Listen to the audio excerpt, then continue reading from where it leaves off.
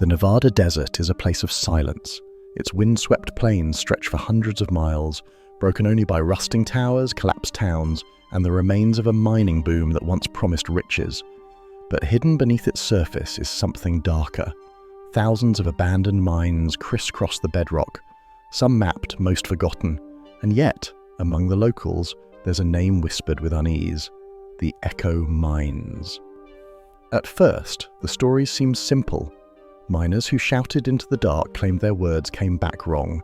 Not the usual echo, but warped, as if someone tried to mimic them. Sometimes the voices returned late, hours later. Sometimes the words came back before they were spoken. For decades, these tales circulated as campfire lore, until an incident in 1948 changed everything. That year, a collapse trapped 4 miners underground. When the rescue team arrived, they heard tapping, rhythmic, deliberate, but the knocks didn't match Morse code, and they didn't come from where the men were trapped. When the survivors were finally pulled out days later, they swore they had not tapped at all. They had only listened, terrified, as something tapped from the other side of the stone. In the 1960s, as Nevada's deserts became test sites for nuclear experiments, many of these mines were quietly purchased or sealed by federal agencies. Locals were told it was about safety. But why were the mines with the strangest echo stories always the first to be bricked shut? What was the government afraid of? Today, explorers who descend into these shafts return with evidence stranger than folklore. Audio tapes filled with whispers, cameras that glitch at the sound of footsteps, and low hums so deep they rattle bones. One recording, infamous online, captures a phrase repeated 3 times: "You shouldn't have come." The explorers who uploaded it never posted again. The Echo Mines do not appear on tourist maps, but among those who live closest to the desert there is a warning. The echoes are not just reflections. They linger, they shift, they wait, and once you've heard them, you may never know if the next voice in the dark is yours or something else. Nevada's desert is not empty. Beneath the barren landscape, a labyrinth of tunnels stretches across the state, leftovers from more than a century of fevered digging. During the 19th century silver boom, miners carved thousands of shafts into the bedrock. Some produced fortunes, others collapsed into ruin, but few people realize how vast the network truly became. By the early 1900s, Nevada was riddled with an estimated 200,000 abandoned mines. Most were shallow, some plunged thousands of feet, and many remain uncharted to this day. At first, these tunnels were seen only as relics of industry. But the story changes when you look at the pattern.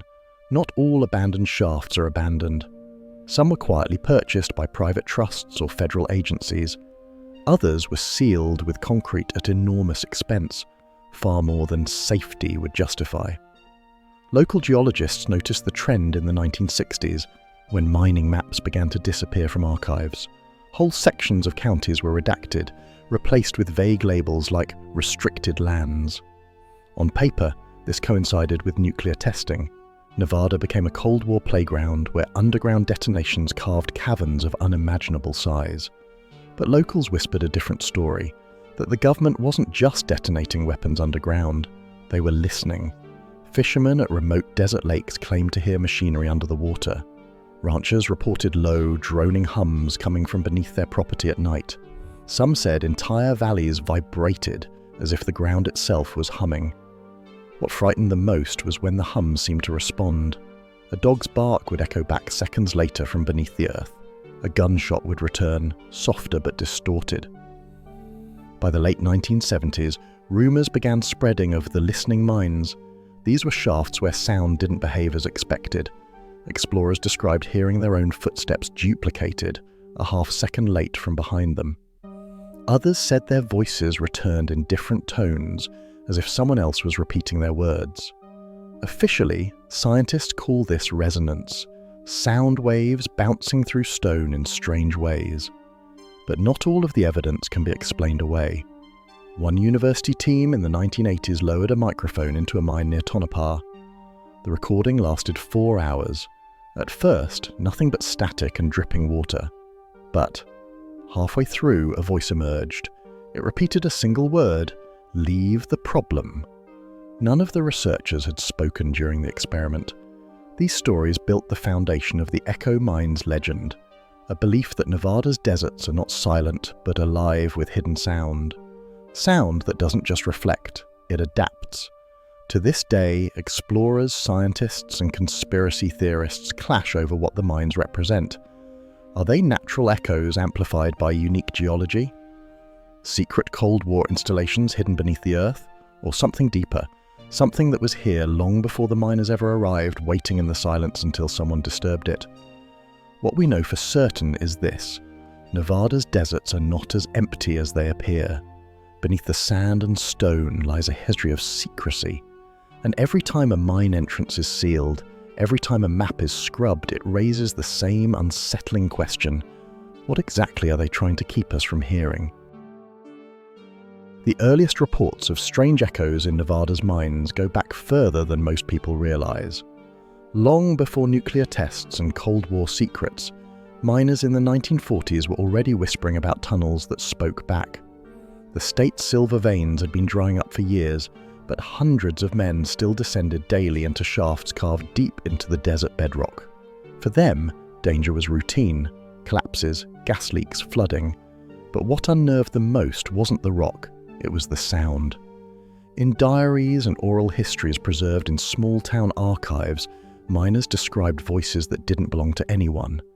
One entry from 1943, written by a foreman near Ely, reads, "When the drills stopped, the mine still hummed like it was breathing. The men joked it was the mountains sighing, but no one wanted to be alone down there." That same year, a collapse in the Comstock region trapped 6 miners underground. The rescue team worked for 3 days, digging toward muffled cries, but the cries were wrong. Witnesses said they came from 2 directions at once, one set above ground, one far deeper. When the men were pulled out, half-conscious and bleeding, they swore they hadn't cried for help. They'd been too busy listening to voices calling them from deeper in the rock. By 1948, the legends became harder to dismiss. At the Belmont mine, a blast crew reported hearing rhythmic taps echoing from an unopened shaft. The pattern was slow, deliberate. At first they thought it was another team signaling through stone, but when they checked, the shaft was sealed and had been abandoned for decades. The crew refused to go back. The site was closed within the year. The most chilling account came from a journal discovered decades later, written by a miner named Harold Kane. In 1949, he scrawled, "We called into the dark and something answered. It wasn't us. It wasn't the boys. It was slower, deeper, like it had to think first. I told the foreman, he told us to keep digging, but I swear, whatever's down there doesn't want us to." Kane disappeared in a cave-in weeks later. His body was never recovered. For years, these accounts were dismissed as exhaustion-induced hallucinations, but a disturbing pattern emerges when you trace them. The mines with the strangest reports, the voices, the echoes, the tapping, are the very same mines that, within decades, were either sealed, purchased by unnamed companies, or quietly erased from maps. Were these just accidents of sound, amplified by strange geology? Or were miners in the 1940s the first to stumble upon something the government would later try to bury? The Echo Mines legend begins here, not with explorers or conspiracies, but with men who spent their lives in the earth, listening to something that should never have spoken. In the long history of Nevada mining, collapses were tragically common. Rock shifted, supports failed, and men were buried alive in the dark. But in 1952, one such collapse became more than just another mining accident. It became the centerpiece of the Echo Mines legend. The mine was near Tonopah, a shaft that had been worked on and off since the 1910s. On the morning of June 7th, a crew of 12 descended as usual. Hours later, an explosion shook the desert. The shaft gave way, swallowing timber, stone, and men into a choking cloud of dust. 6 escaped, battered and coughing. The other 6 were entombed. Rescue operations began immediately. For the first day, rescuers dug in silence, listening for signs of life. By nightfall, they heard it, faint knocking on the walls like coded signals. At first, they believed the trapped men were tapping Morse code, but the rhythm was wrong. It repeated in a slow, unnatural cadence, like a pattern being copied imperfectly. Some rescuers swore the knocks came from two directions at once, one behind the collapse and another deeper, from rock that had never been mined. On the second day, the digging grew frantic. The knocks continued, sometimes in bursts, sometimes eerily timed with the rescuers' own hammer blows, as if the mountain was answering back. But when they finally reached the trapped miners on the third day, they found something chilling. The survivors were barely conscious, dehydrated and covered in dust. When asked about the tapping, they denied it completely. One of the miners whispered, "It wasn't us. We just listened." It was on the other side the incident spread quickly through Tonopah. Families whispered about voices underground. Some claimed to have heard faint cries long after the miners were rescued, as if the collapse had sealed something else inside. The mine was officially closed within a year. Reports blamed unstable geology, but locals swore the closure had less to do with danger and more to do with silence. Over time, the event became part of Nevada folklore. Older miners warned the younger ones never to respond to strange sounds underground. They said the mine could trick you, lure you deeper, make you mistake its voice for your own. The silent collapse remains one of the most well-documented mysteries in echo mine history. Newspaper clippings still exist. Testimonies from rescuers survive in local archives. And yet, the official record insists the knocks were hallucinations, the product of stress, fear, and exhaustion. But the pattern remains. Wherever sound behaves strangely in Nevada's mines, tragedy soon follows, and the mines are sealed forever. By the dawn of the Cold War, Nevada was no longer just a desert. It was a testing ground for humanity's most destructive ambitions. Above the surface, the world watched nuclear tests detonate with apocalyptic fire. But beneath the sand, something quieter and far stranger was happening. The abandoned mines that had once promised silver and gold began to vanish, not through natural collapse, but through a deliberate effort of reclamation. In the early 1960s, federal agencies began quietly purchasing dozens of old shafts. Official records described the closures as public safety measures. The explanation was simple enough. Mines were unstable, accidents frequent, and the government couldn't risk liability. But locals who lived near the sealed shafts noticed the closures were selective. Not every dangerous mine was reinforced. Not every unstable shaft was filled. Instead, the mines chosen were the ones already surrounded by strange stories, the ones where voices echoed, where knocks returned from empty walls, where miners whispered about tunnels that spoke back. The methods of closure raised even more suspicion. Instead of simple barriers, contractors installed heavy steel doors and poured thick concrete plugs deep inside the tunnels. Some shafts were capped with massive slabs, vented with pipes as if pressure needed to escape. Others were bricked off in multiple layers, as though someone feared not just collapse, but containment. Declassified fragments of contracts add another layer of unease. Technical language refers to resonance mitigation, acoustic dampening, and containment structures. These are not terms found in ordinary mining safety documents. In one file, a contractor describes unusual reverberations that interfered with seismic readings, requiring specialized reinforcement. Another mentions recurrent harmonic feedback from empty shafts, language more suited to a laboratory than a mine. And then there were the convoys. Locals reported black trucks arriving in the middle of the night, guarded by men with no insignia. They carried equipment underground, worked for weeks, and disappeared as suddenly as they came. One farmer near Beatty swore he heard engines under his land, deep, rumbling, as though machinery were running inside the earth. He sold his property within a year and moved away without explanation. For those who believed, the answer was obvious. The government had discovered the echo mines too. They had heard what the miners heard, the taps, the voices, the unnatural hums, and they had decided it was not a curiosity but a threat. If sound in these tunnels was not behaving naturally, if the echoes carried patterns, responses, or something worse, then the government's sudden urgency made chilling sense. Were they studying the phenomenon or trying to bury it where no one could reach? What is clear is this: during the Cold War, secrecy was second nature. Across Nevada, entire valleys were fenced off, test towns constructed and destroyed, whole populations displaced. In such a climate, sealing away a few dozen mines barely registered in the public's mind. Yet decades later, the pattern stands out with glaring clarity. Wherever the strangest echoes were heard, the government was there first, and the mines were buried under concrete.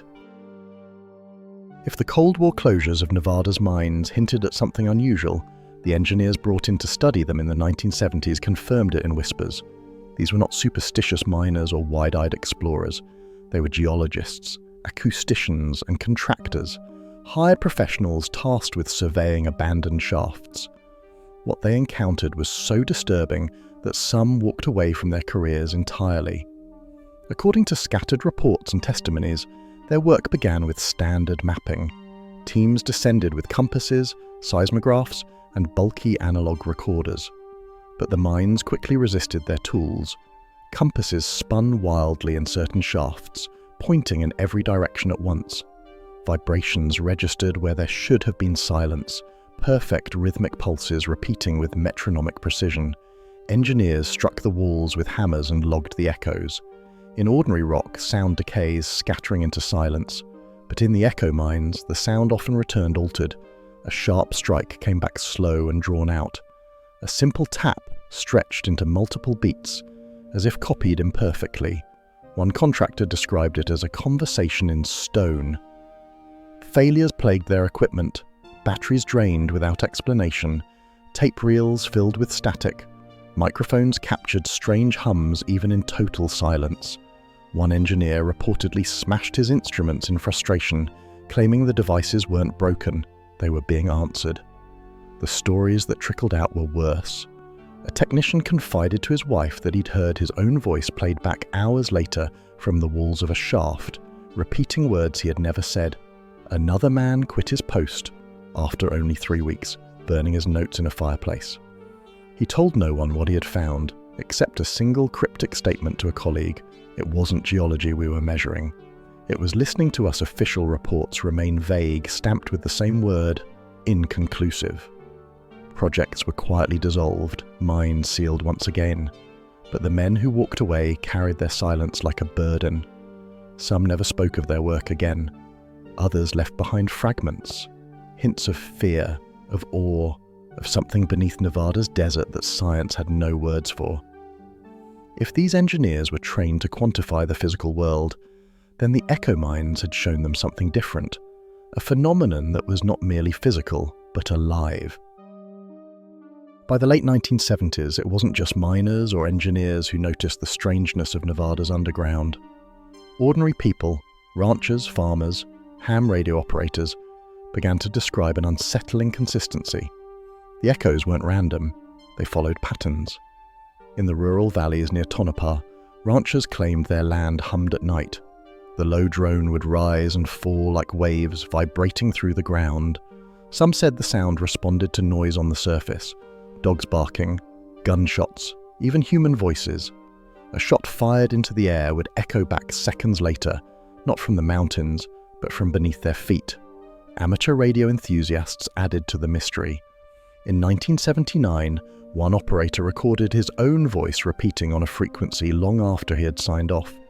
The playback was distorted, deeper, slower, and it repeated his name twice even though he had never spoken it. Others picked up looping signals that played hours after their original broadcast, as if the desert itself had recorded and replayed them. Explorers inside abandoned shafts found the same. Footsteps echoed half a beat behind. Whispers returned in unfamiliar tones. One group reported hearing their laughter come back minutes later, twisted into screams. Scientists dismissed it as resonance, auditory pareidolia, or simple malfunction of cheap equipment. But those who experienced it knew otherwise. The echoes adapted, they responded. They were not simple reflections of sound, but something more deliberate. The chilling possibility emerged. The mines were recording sound, holding it and replaying it in ways no stone should. Not only that, they seemed to add something of their own. The legend of the echo pattern spread across Nevada. People began avoiding certain valleys, steering clear of mines whispered to remember voices. For believers, this was no longer folklore. It was evidence that the land itself was not passive but interactive, like a vast buried system waiting to be triggered. And if the echoes had patterns, then somewhere in those patterns lay intent. The echo mines had always been dangerous, but in 1983 their mystery turned deadly in a way that could not be ignored. Two young brothers from Reno, aspiring urban explorers, set out to document one of the sealed shafts near Tonopah. They never returned. Their pickup truck was found abandoned at the site, doors ajar, equipment missing. Search teams descended into the mine and found their backpacks, cameras, and tape recorders scattered along the tunnel floor. But the brothers were gone.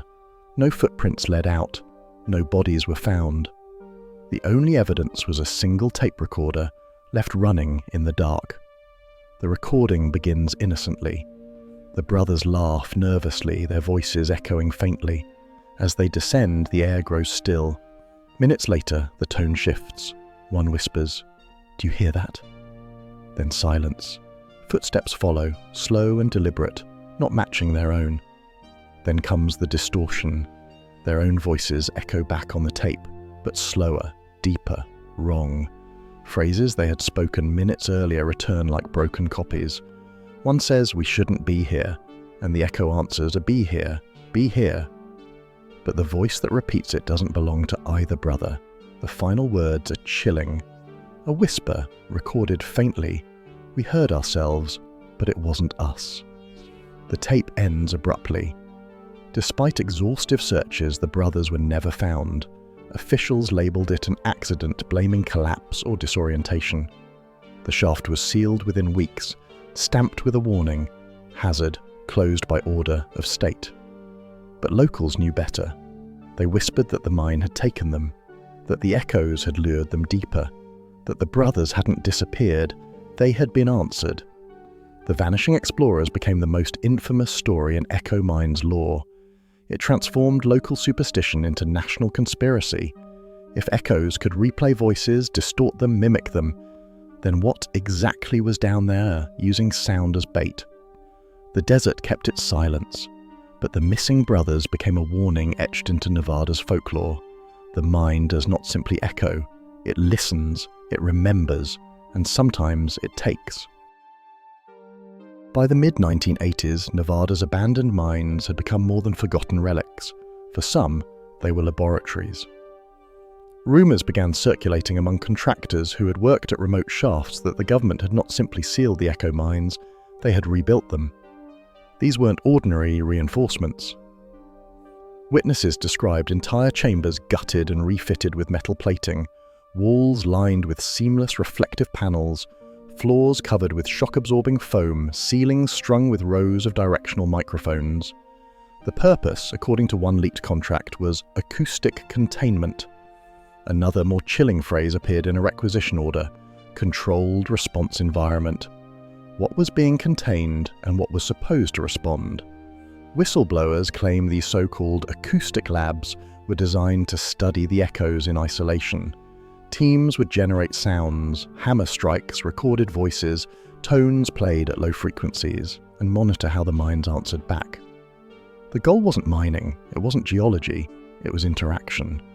Some alleged the echoes could be forced to repeat commands, that words spoken into the mine at one location would resurface elsewhere days later in distorted form. Others whispered of experiments gone wrong, tests where voices came back saying things no one had said. A declassified fragment from 1987 mentions non-human harmonics. The wording is vague, deliberately so, but those who worked on the project suggest it was their term for frequencies that didn't match human origin, yet carried information nonetheless. Not all the engineers stayed. Some quit, some vanished. But the sites remained, hidden in remote desert valleys, sealed behind fences and barbed wire. Were these experiments abandoned, or are they still running, buried beneath Nevada's desert, capturing every vibration, every word, waiting for responses that aren't ours?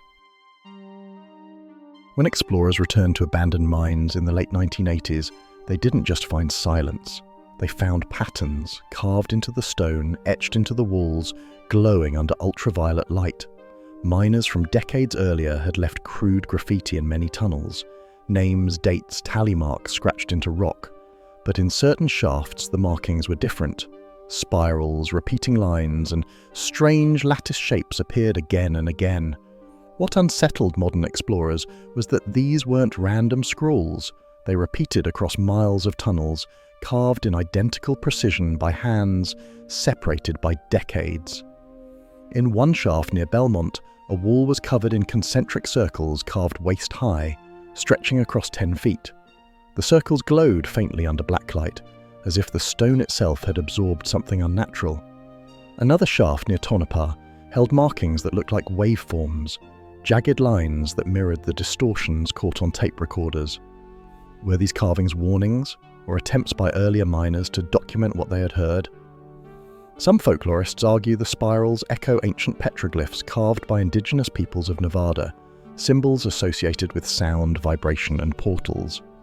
Others insist the carvings were left by Cold War contractors studying the echoes scientifically, but the most disturbing theory is simpler, that the minds themselves inscribed these shapes through processes no one can explain. Explorers report that when they touched the carvings, they felt faint vibrations like a hum passing through their fingertips. Some even claim the patterns shifted subtly over time, as though alive. The patterns remain to this day, buried in sealed shafts, waiting for anyone willing to step into the silence and risk hearing what carved them. During the height of the Cold War, Nevada was ground zero for nuclear experimentation. Between 1951 and 1992, more than 1,000 nuclear detonations shook its deserts. Entire craters scar the landscape, visible even from orbit. But buried in the declassified records is something more unsettling. The test sites often overlapped with regions already known for strange echoes. In 1962, a subsurface detonation near Pahut Mesa was followed by weeks of reports from nearby towns of humming that rattled windows. Cattle refused to graze. Radios picked up bursts of distorted voices. Official reports dismissed it as aftershocks. Locals knew better. By the 1970s, whispers spread that some nuclear tests weren't designed to destroy, but to probe. Engineers allegedly used the detonations to map resonance deep underground, listening to the returning waves like sonar. The data, they said, revealed vast cavities that shouldn't exist. Chambers larger than cathedrals, some perfectly symmetrical. The most disturbing theory was that the detonations weren't just probing the Earth. They were feeding something beneath it. In 1975, a technician at the Nevada test site claimed seismic monitors picked up pulses hours after a detonation, pulses that seemed to answer the explosion, repeating at decreasing intervals like a fading heartbeat. Were the echo mines connected to these events? Were the strange patterns in sound amplified by nuclear blasts, awakening something buried deeper than any mine shaft? To this day, areas around the Nevada test site remain restricted. The public explanation is radiation safety. But in the silence of the desert when the wind dies, locals swear they can still feel it, the ground humming, faint but deliberate, like something stirring far below. By the late 1980s, the echo mines were no longer confined to isolated shafts. Entire communities began to feel their influence. In small towns scattered across Nevada, residents reported the same phenomenon. The ground itself seemed to hum. In one town near Goldfield, the humming was constant, a low-frequency vibration that rattled windows and kept residents awake at night. Doctors noted a rise in migraines, nausea, and insomnia. Some residents claimed to hear voices in the hum, fragmented words strung together like broken radio signals. Children were most affected. Teachers described classrooms disrupted by students covering their ears, crying that the ground was too loud. One boy said he heard his own mother's voice calling him from underground, even though she was standing beside him.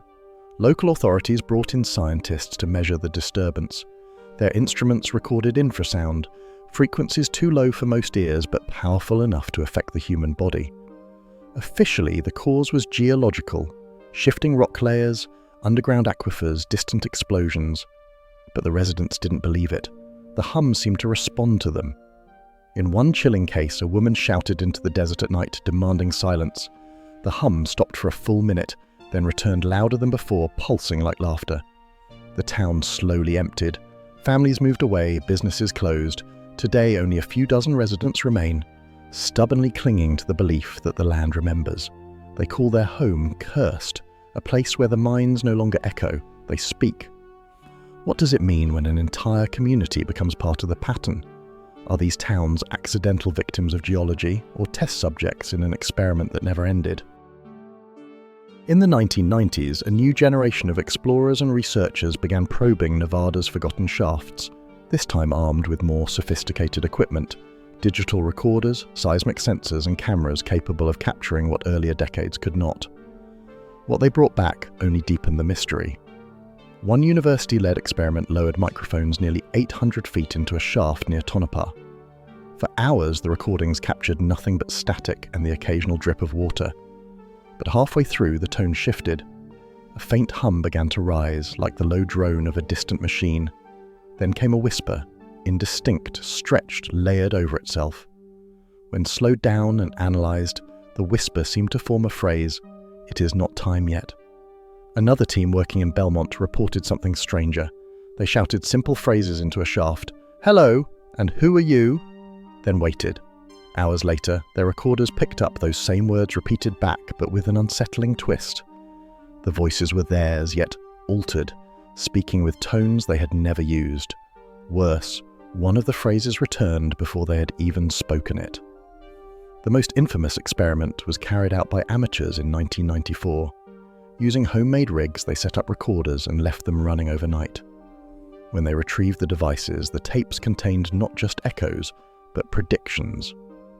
One man's voice said, "The lamp will fall," and minutes later, in the same recording, the crash of their lantern hitting the floor was captured, an event that hadn't happened when the words were spoken. How could an echo predict an event before it occurred? Some argued it was coincidence, the mind twisting randomness into meaning, but the growing number of recordings suggested otherwise. The echoes weren't just mimicking sound, they were manipulating time itself, replaying fragments of the future as if the minds held a memory that stretched beyond human perception. Researchers called this the acoustic spiral, the belief that the minds didn't just reflect sound in space, but across time. Whether this was a natural anomaly, an undiscovered geological resonance, or something far stranger, it made one truth clear: the minds weren't merely repeating the past, they were whispering the future. By the late 1990s, explorers began encountering something even more unsettling.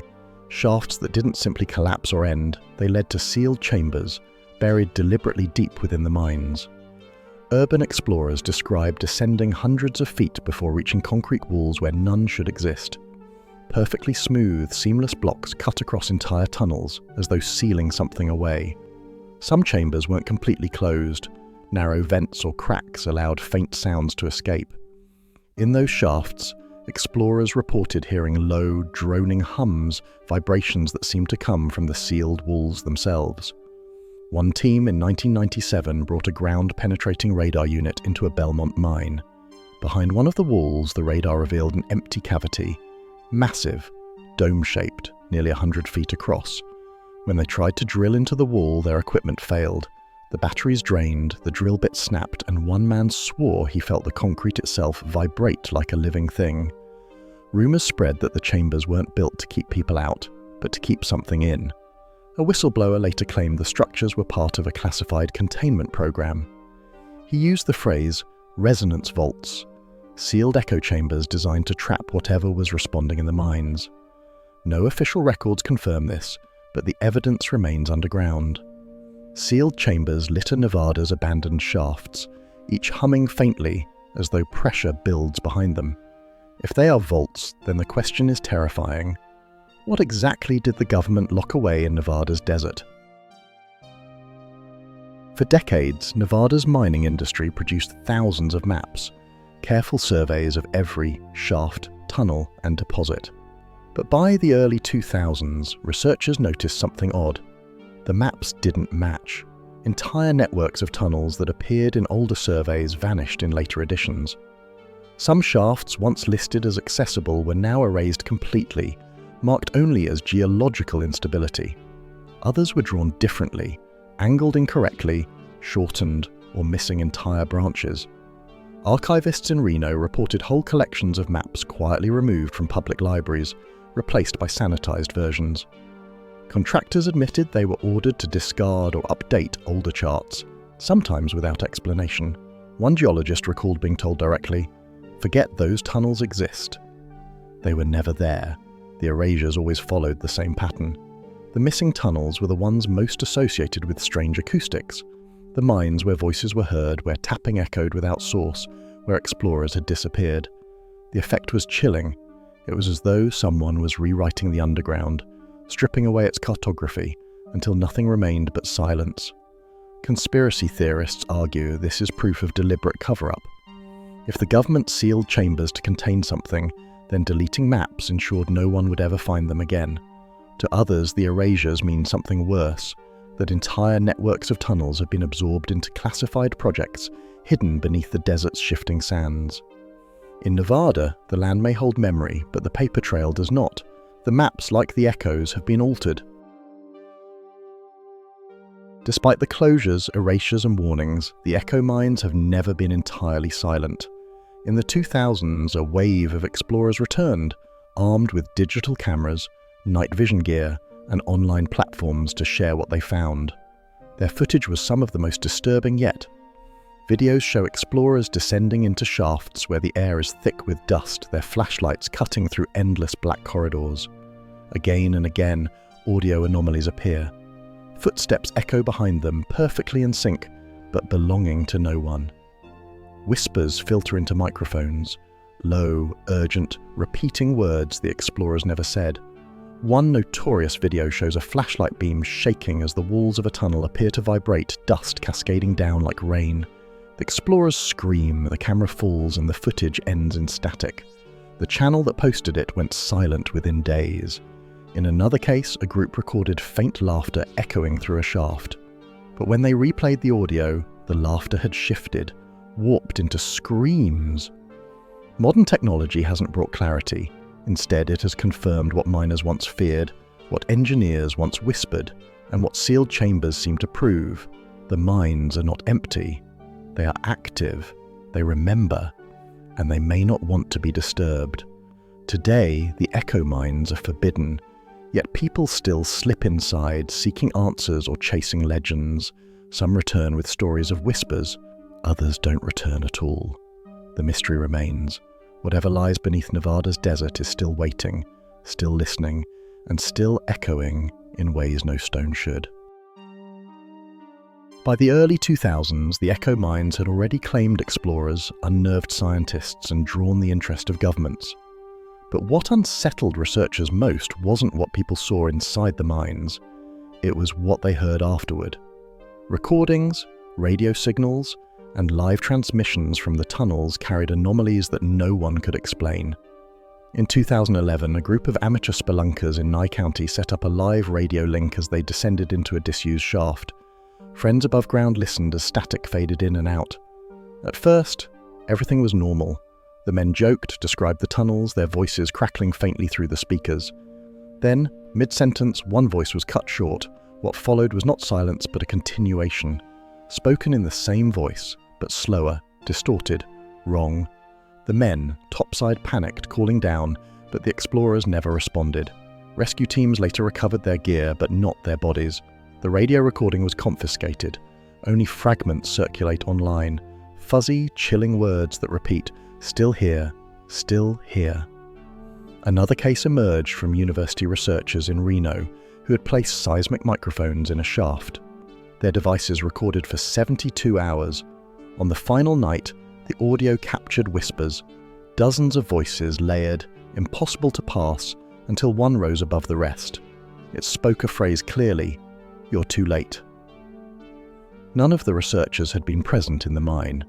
Perhaps the most infamous story is the so-called last transmission of Goldfield. In 2013, ham radio operators across Nevada picked up a strange signal, a looped broadcast of a man breathing heavily, followed by what sounded like tapping in Morse code. Listeners scrambled to decode it. Some insisted it spelled out beneath, others said it was gibberish. Hours later, the signal vanished, never heard again. The recordings remain the most haunting evidence in echo mine history. They suggest that the echoes don't end inside the tunnels. They bleed outward, carried by stone, bouncing across frequencies, replaying in places and times far from their origin. If true, then the echo mines are not contained at all. Their voices are travelling. And if the echoes are transmitting, then the real question is this: who or what are they trying to reach? The spirals carved into the mine walls had always been unsettling. Miners scrawled them in the 1940s. Explorers found them glowing faintly under ultraviolet light. But by the mid-2000s, something changed. The spirals began to move. In 2014, a group of urban explorers entered a sealed shaft near Beatty, armed with high-definition cameras. They reported carvings along the wall, spirals that seemed freshly cut, their edges sharp as though made yesterday. As the group filmed, the patterns began to shimmer faintly, vibrating in rhythm with the explorers' own voices. When one of them shouted, the spirals pulsed in sync with his words, as though repeating them in light instead of sound. Months later, a university team tried to verify the phenomenon. They lowered speakers into a shaft and played tones at varying frequencies. What returned was terrifying. The spirals glowed brighter with each frequency, as though the stone itself was responding. At one point, the walls resonated so strongly that dust cascaded like rain, and the students fled. Some explorers who dared to touch the spirals claim they felt warmth, like skin, not stone. Others say they heard whispers vibrating through their fingertips, words that didn't match anything spoken aloud. One described it as a language in geometry, alive, speaking through shapes. If true, then the spirals are not symbols left by miners. They are part of the mines themselves, patterns that awaken when sound touches them. Perhaps they are instructions, perhaps warnings, or perhaps they are the mine's own attempt to speak. The most disturbing reports are recent. In 2016, a viral video briefly surfaced showing spirals rippling outward across a mine wall, glowing like liquid light. The caption read only, "It's awake." The video vanished within days, erased from every platform. The spirals have always been there, dormant, etched in stone. But now, they are responding. And if the echo mines are waking up, the spirals may be the first sign that something buried for centuries is beginning to move. Every legend needs a centre, and for the echo mines, that centre may lie in the shaft locals call the Forbidden One. It appears on no maps, carries no official records, and is said to be the deepest mine in Nevada. Stories of its location shift: Tonopah, Goldfield, even Groom Lake, but the details are consistent. A single vertical shaft, sealed tighter than any other. In 2017, hikers near a restricted area stumbled across a fence line where warning signs read simply, "Hazard, do not enter." Behind the fence, half buried in desert rock, was a concrete-capped shaft. The hikers swore they heard a low hum rising from beneath it. Days later, satellite images of the site vanished from public archives. Whistleblowers claim the Forbidden Shaft was the government's last attempt to contain the echoes. Unlike other mines, it wasn't sealed after an accident or collapse. It was deliberately dug deeper, lined with steel, and capped with multiple barriers. Contractors who worked on it described their orders as containment, not closure. Rumours persist of what lies beneath. Some say the shaft connects directly to a vast dome-shaped cavern, the same kind seen in seismic surveys. Others insist it leads to a chamber where the spirals converge, glowing brighter with every sound. The boldest theory suggests it was dug not to seal something in, but to reach something sleeping below. No footage exists, no maps remain, and access is impossible. Yet locals near the alleged site report strange phenomena: engines rumbling underground, lights flickering in the desert at night, and whispers carried on the wind. Ranchers avoid the area entirely. Some call it cursed ground, whether myth or truth. The Forbidden Shaft has become the ultimate focal point of echo mine lore. It represents the place where all the legends lead, the spirals, the hums, the voices, the disappearances, a place where the echoes no longer reflect but gather, resonating in one vast chamber that no one is meant to enter. And yet, inevitably, someone will. For those obsessed with the mines, the Forbidden Shaft is not just a warning, it is an invitation. The door at the edge of silence, the threshold before the final descent. The echo mines are dangerous enough on their own, but those who try to find them say the mines are not the only things waiting in the desert. There are guardians, silent watchers, who ensure the deepest tunnels remain undisturbed. For decades, explorers have told the same story. They set out across Nevada's backcountry, only to be stopped by men who appear from nowhere. No insignia, no names, no explanation. Sometimes it's unmarked trucks blocking a dirt road. Sometimes it's helicopters sweeping low overhead. The message is always the same: turn back. In 2018, a group of hikers claimed they reached the perimeter of the so-called Forbidden Shaft. Before they could approach, two black SUVs appeared on the horizon, headlights glaring through the dust. The men inside didn't speak. They simply stood in silence until the hikers turned away. By the time the group looked back, the vehicles were gone. Whistleblowers describe something even stranger. According to one contractor, anyone assigned to work near the echo mines was shadowed by unidentified personnel. "We called them the listeners," he said. "They never spoke, just carried radio gear. If something unusual happened in the tunnels, they didn't write it down. They just nodded, as if they'd been waiting for it." Some believe these guardians are government agents. Others whisper they aren't human at all, that the mines themselves send out their echoes in human form, mimicking flesh the way they mimic voices. Explorers who encounter them often report the same detail. The men speak rarely, but when they do, their voices don't sound quite right. Too delayed, too deep, as though echoing from far away. Those who get too close to the truth often vanish. Journalists who investigated the mines have disappeared, their notes erased. Videos uploaded online vanish within days.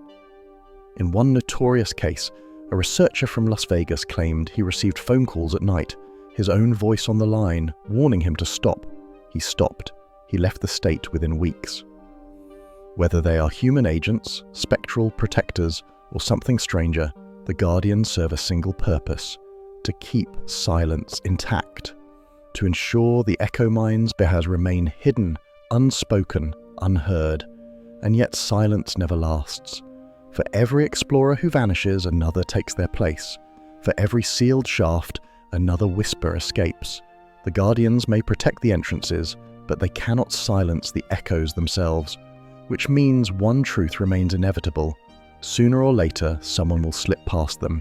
Someone will descend into the shaft that should never be opened. And when that happens, the Guardians may not be able to stop what waits below. In 2015, a video surfaced briefly online before vanishing. It was never officially verified, but those who saw it insist it was real. Uploaded anonymously to a short-lived forum, the footage was titled only "Final Descent Belmont Shaft."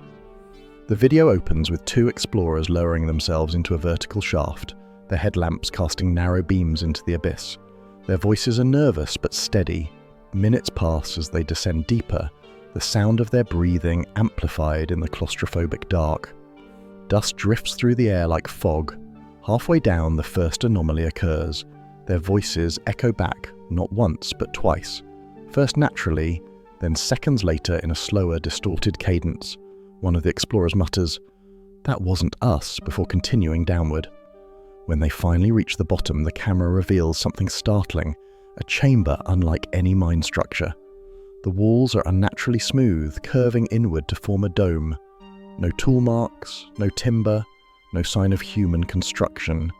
Just stone polished to perfection, as if shaped from within. The explorers whisper in awe, then silence. The footage continues as they step into the chamber. Their lights sweep across the walls, and the camera briefly catches faint spirals etched into the surface. Spirals that pulse as if alive. Dust vibrates in the air, shimmering with each hum, and then comes the sound. Low at first, then rising, a breathing rhythm, deep and resonant, vibrating through the floor. The explorers panic. One shouts, "It's moving!" The camera shakes violently. In the final frames, the microphone picks up a noise impossible to mistake, human breathing. But neither explorer is speaking. The screen cuts to black. The file ends. No one has been able to trace the original uploader. The video vanished within days, scrubbed from forums and archives. Those who claim to have seen it describe it as the closest thing to proof that the echo mines are not geological oddities, not Cold War experiments, but something else entirely, something alive. The story of Nevada's echo mines spans more than a century. Miners who heard whispers in the dark, Cold War contractors who built sealed chambers, engineers who abandoned their careers in fear, entire towns haunted by vibrations, and explorers who never returned. What began as folklore has accumulated layers of evidence: diaries, recordings, classified documents, and vanished maps. Each thread points toward the same unsettling truth. Nevada's mines do not behave like empty spaces. They are active, responsive, and aware. Skeptics argue for natural causes. Geology can create strange acoustics. Infrasound can trigger hallucinations. Human imagination fills the gaps with fear. Yet these explanations falter when confronted with consistent reports across decades.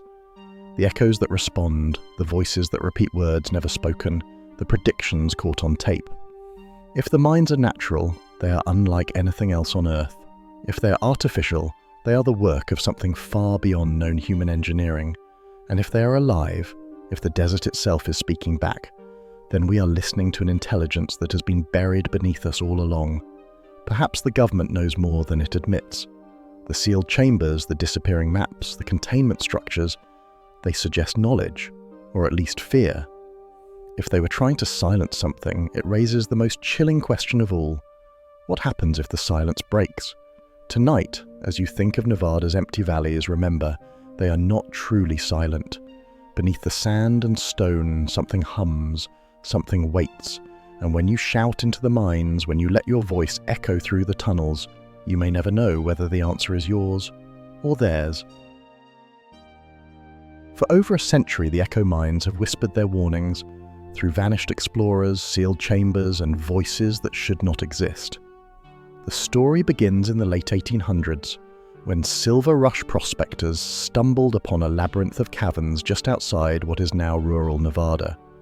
They expected veins of ore, easy wealth pulled from the rock. What they found instead were tunnels that seemed alive with sound. A single hammer strike echoed not once or twice, but a dozen times, as though the walls themselves were replaying the noise. Men would shout to one another and swear they heard their own voices return minutes later, distorted, speaking in tones that didn't quite belong to them. At first, the miners chalked it up to strange acoustics. Underground chambers often carry echoes after all. But the longer they stayed, the less the sounds behaved like echoes, and the more they seemed like answers. Prospectors told of calling out to their partners only to hear replies when they knew they were alone. Some swore the voices would speak their names, sometimes in a whisper, sometimes in perfect mimicry of someone they trusted. A few returned to camp shaken, refusing to ever go back underground. Others never came back at all. Their tools were found abandoned, their lanterns extinguished, their names, lost to history but remembered in mining records, became the first on a long list of disappearances. By the early 1900s, the mine's reputation had spread. Local ranchers claimed that on still desert nights, when the wind died, they could hear low rumbles rising from the ground. Travelers camping nearby described phantom voices drifting across the sand. In 1912, the mine was officially abandoned after a cave-in sealed its deepest passages. Some say the collapse was accidental. Others whisper it was deliberate, a way to bury something no one wanted unearthed. During the Cold War, the mine was briefly reopened, but not for silver. Declassified documents hinted acoustic research conducted in those tunnels, experiments with sound resonance, frequency manipulation, and psychological endurance. Why choose the echo mines? Perhaps because they already sang with strange harmonics, amplifying any signal sent within. Some conspiracy theorists claim the US military was attempting to weaponize sound itself, building technology that could disorient or even control human thought. But then, just as suddenly, the work stopped. The mine was sealed again, this time with concrete and steel. Modern explorers, urban spelunkers, thrill-seekers, paranormal investigators have tried to break back inside. Some have succeeded. A few returned with recordings. These tapes are unsettling. Garbled noises, strange hums, voices that say things the explorers insist no one in their group ever spoke. Skeptics argue these are tricks of acoustics, nothing more than echoes bouncing off oddly shaped chambers. But believers note something darker. Many recordings don't just echo the living. Some contain voices of people long dead, miners who vanished a century ago, their words warped by time but still recognizable in old mining logs. Scientists have proposed theories.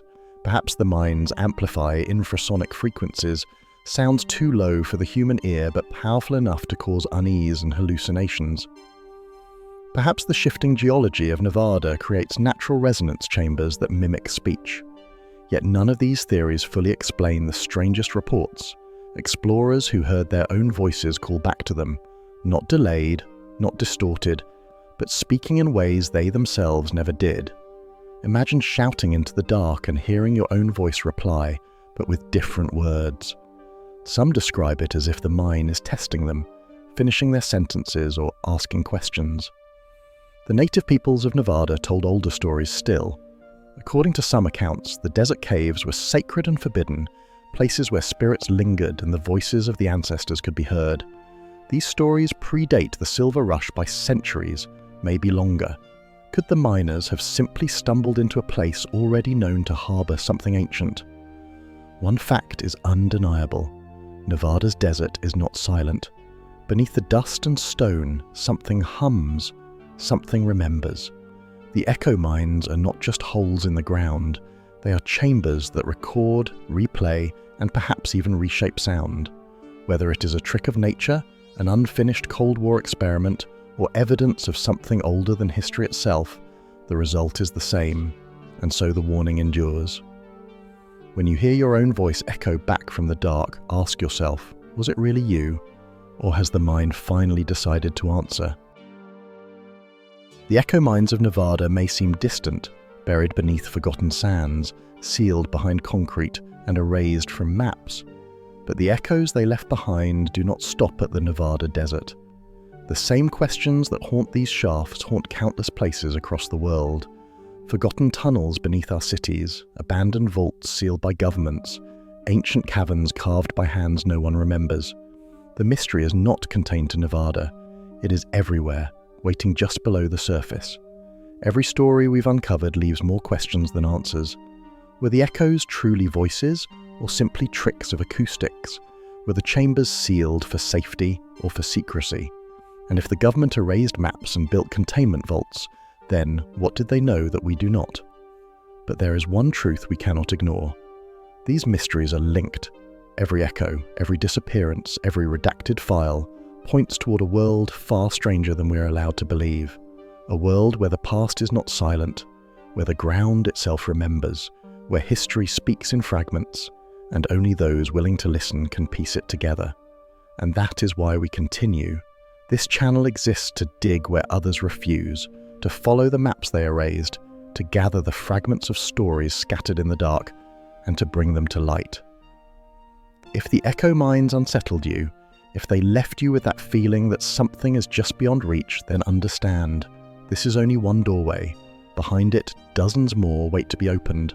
The questions of Nevada are the same questions of hidden vaults in Alaska, abandoned silos in the Midwest, and forgotten caverns across the oceans. And if the echo mines taught us anything, it's that silence is not the absence of truth.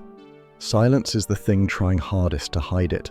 So if you've walked with us through this darkness, if you've listened to the voices whisper back from the tunnels, then stay, subscribe, and follow us as we continue deeper, not just into Nevada, but into the world's hidden places, where governments deny, where history forgets, and where the ground itself may be alive. Because the echoes don't end here. They are waiting in the shadows of the next forgotten place, in the whispers of the next sealed vault, in the unanswered stories of civilizations erased. If you don't want to miss what lies beyond, what waits in the next chamber, the next descent, the next echo, then join us. Subscribe, share this story, and step with us into the silence.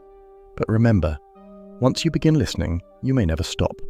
The voices may follow you, the echoes may call your name, And the next time you hear something answer in the dark, you will know it is not silence, it is a story, and we are the ones who must hear it.